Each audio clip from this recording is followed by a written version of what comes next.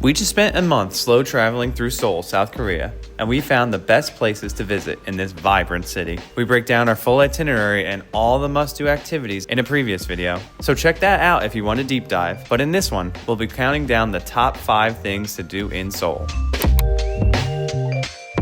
Starting with number 5, K-beauty services. Did you even go to Korea if you didn't participate in any K-beauty trends? With services and products that are truly a step above any other location, you won't want to miss out on either a famous Korean facial or an infamous Korean skincare analysis. Korean facials are trending for a reason. They're super luxurious, relaxing, and entirely more affordable than they are in the Western world. There are plenty of spas to choose from, but if you're looking for an in-depth skin analysis to better understand the needs of your skin, head to Seoul in Gangnam.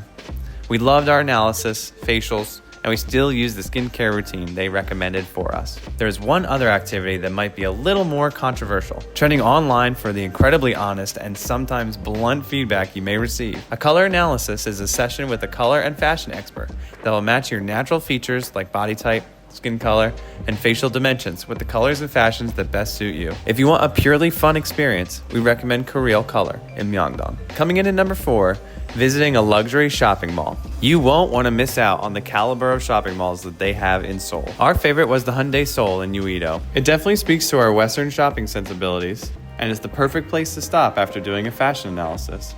But it ended up offering so much more than just stores. Malls in South Korea really give you a glimpse into the economy and what it looks like when capitalism is actually working. Seeing people from all walks of life shopping in luxury stores and actually buying things, it's just not something you see very often in America anymore. It genuinely reminded us of the stories Crystal's mom told us about living in America in the 1960s and 70s, when people weren't just getting by, but could afford their basics and have room for a few extras. And plus, there's no feeling like riding 8 escalators through luxury goods. Coming in at number 3, Seouldal. If you're looking for something a little more adventurous, this next activity is for you. A 130-meter tethered helium balloon that offers panoramic views of Seoul. It's a quick ride at 15 minutes total, so it's the perfect activity to add into any day in Seoul. Prefer to keep your feet on the ground? It's still a marvel to see, especially at night.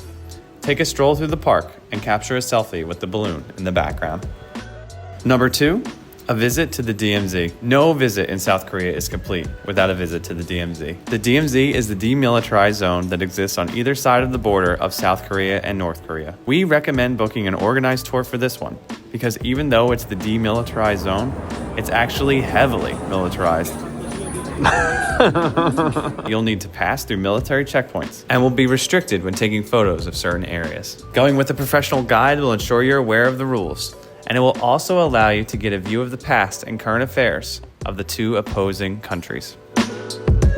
Last but definitely not least, our number 1 spot in Seoul is Gyeongbokgung Palace. Even though it's one of 4 major palaces you can visit in the city, we kept coming back to this one again and again. There's something about it that never gets old. Start at the front gates and catch the changing of the guard ceremony. It's incredibly well done and gives you a real sense of the history and tradition that still feels very alive here. From there, grab a ticket and head inside the palace grounds, where it feels like you've stepped into another world. The scale of the palace is stunning, from the open courtyards to the intricate details on the buildings, and every turn gives you a new perspective. You can wander for hours, exploring quiet corners, taking in the mountain backdrops, and imagining what life would have been like during the Joseon dynasty. Just take your time, get a little lost, and let the atmosphere do the work. If you're visiting Seoul, this is an absolute can't miss. This concludes our top 5 favorite things to do in Seoul, the ones we'd recommend again and again without hesitation. But since you're still here, I feel like you deserve a little bonus. Because not everything that's hyped up is actually worth your time. And if you're planning a trip, knowing what to skip can be just as valuable as knowing what to do. So let's talk about the most overrated thing to do in Seoul, Bukchon Hanok Village. Bukchon Hanok Village is one of the most hyped spots in Seoul. And technically, yes, it's beautiful. It's a historic neighborhood filled with traditional Hanok homes, and on camera, it looks incredible. But in real life, it's a residential area that's completely overwhelmed by tourism. It's crowded, tightly controlled, and honestly kind of uncomfortable. There are signs everywhere telling you not to linger, not to be loud, not to take photos in certain spots. There are people that actually live here, and this serves as a good reminder that maybe not all places should be tourist places. We arrived, snapped a photo or 2, and honestly left right away because we didn't feel comfortable being part of the problem of over-tourism in this area. So all in all, if you're short on time, we'd recommend skipping it entirely.